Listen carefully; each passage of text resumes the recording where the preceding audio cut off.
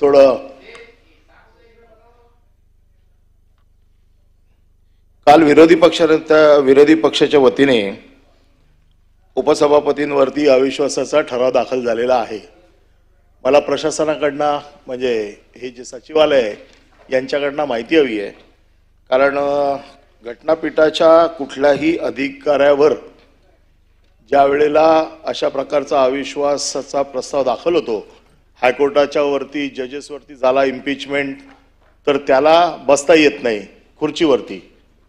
तर हीच पद्धत आपल्याकडे आहे का? त्याच्या बाबतीतलं रुलिंग काय, त्याच्या बाबतीतले नियम काय आहेत? जरा सभागृहाला अवगत झाले तर बरं होईल, कारण आम्हाला सकाळी असं वाटलं होतं की उपसभापती सभागृहात आल्या होत्या आणि तालिका सभापती वर बसले होते। तर अशा वेळेला आम्हाला वाटलं होतं की कदाचित हा नियम असावा की जोपर्यंत त्या अविश्वासाच्या ठरावाचा प्रस्ताव पारित होत नाही तोपर्यंत त्या पदावरती तिथे बसणं हे नैतिकतेला धरून आहे का, हा प्रश्न माझ्या सदस्य म्हणून माझ्या मनात आहे, विरोधी पक्षाच्या मनात आहे।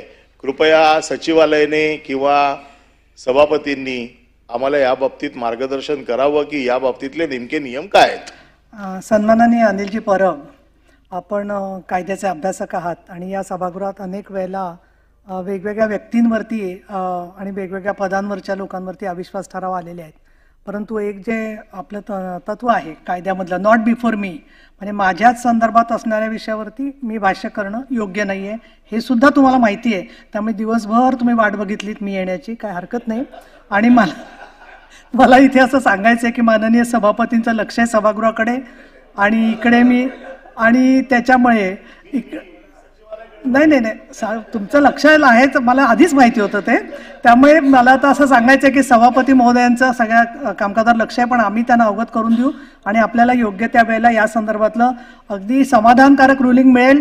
परंतु गेल्या वेळेच्या अविश्वास ठरावाच्या मधुर आठवणी माझ्या लक्षात आहेत आणि त्यावेळेलाही रुलिंग दिलेलं होतं की अविश्वास ठराव जरी दाखल झाला तरी त्यांच्या दैनंदिन कामकाजात सभापती किंवा उपसभापती भाग घेऊ शकतात। हे मी नको थांबा जरा, एक अविश्वासाचा चालू होता ठराव, तो नंतर मागे घेतला त्यांनी। सभापती महोदय, आता याच्यावर चर्चा खरं सभापती असताना घेतली चांगली, पण बोला आता तुम्ही ते बोललेत म्हटलं बोला। नाही ठीक आहे, तुम्ही दिले नाही मुद्दा काय याच्याशी संदर्भात काय सांगायचं असेल सांगा ना तुम्ही।